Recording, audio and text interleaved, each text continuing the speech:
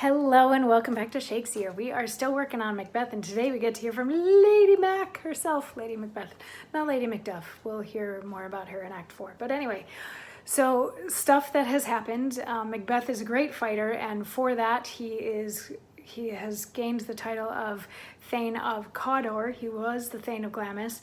3 witches greeted him as Thane of Glamis, Thane of Cawdor, and then king. So he's thinking, since he was one and then he became the other, now he's going to become the third.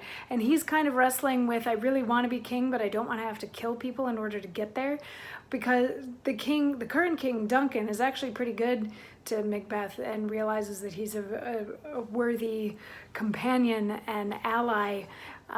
But Duncan has named his son Malcolm to be the heir to his estate when he passes on. So then Macbeth is like, crap, I'm gonna have to kill 2 of them if I'm gonna do this.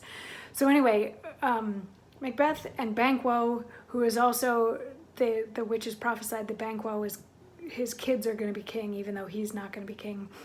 They and Ross and Angus and Duncan and a bunch of other people are headed to Inverness, which is Macbeth's home, it's his castle. But Macbeth wrote a letter to his wife prior to him arriving there, and the messenger was like flying beforehand to get there and get the letter and all that sort of stuff to her before they get to the castle.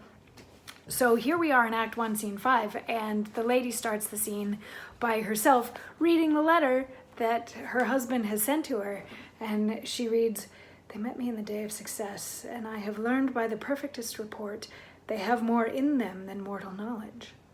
When I burnt in desire to question them further, they made themselves air into which they vanished. While I stood wrapped in the wonder of it, came missives from the king, who all hailed me Thane of Cawdor, by which title before these wayward sisters saluted me, and referred me to the coming on of time with, Hail King that shalt be.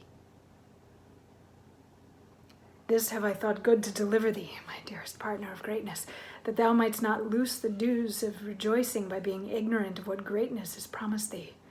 Lay it to thy heart, and farewell. Glamis thou art, and Cawdor, and shalt be what thou art promised. Yet I do fear thy nature. It is too full of the milk of human kindness to catch the nearest way. Thou wouldst be great, art not without ambition, but without the illness should attend it. What thou wouldst highly, that wouldst thou holily. Wouldst not play false, and yet wouldst wrongly win. Thou'dst have, great Glamis, that which cries, thus thou must do, if thou have it.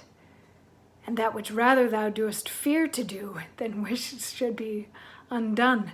Hie thee hither, that I may pour my spirits in thine ear, and chastise with the valor of my tongue all that impedes thee from the golden round, which fate and metaphysical aid doth seem to have crowned withal." What is your tidings? At the very end, a messenger came in there. That's what that was. So anyway, she reads this letter, and in this letter, he is recounting the tale of the 3 sisters who hailed him as he shortly became, and that which he is going to be. So he's like, I'm going to be king. It's basically the letter that he sent to his wife. It's, I'm going to be king, and I want you to know that I'm going to be king, because when I'm king, you're queen. And isn't that awesome? Just take a moment and just enjoy the fact that I'm going to be king and celebrate that. And she's like, yes, this is awesome. But then she's also afraid that he is too weak and too kind to actually do it. She knows that he, by his nature, wants these things and has great ambition and dreams big and all that sort of stuff, but she doesn't think that he has the guts to actually go about doing it. He had a moment where he was like, well, maybe I'll just get to be king without having to do the thing that will make me be king fastest. And she knows that his brain goes there. He doesn't want to have to actually kill people in order to become king, but she doesn't quite have those qualms that he does. So she wants him to get to Inverness quickly so she can talk to him, so she can encourage him to do the things that he needs to do in order to become king faster, as in, she's going to encourage him to kill Malcolm and Duncan so that he can become king faster, because this is what's supposed to happen for him. You know, this has been fated. This is what he's supposed to do. This is what he's supposed to get in his life, and this is what she's supposed to get in her life. So she wants him to get there quickly so that she can encourage him to go ahead and do that. So then a messenger enters real quick, and he's like, the king is on his way. And she's like, wait, what? Where's my husband? Isn't he supposed to be coming?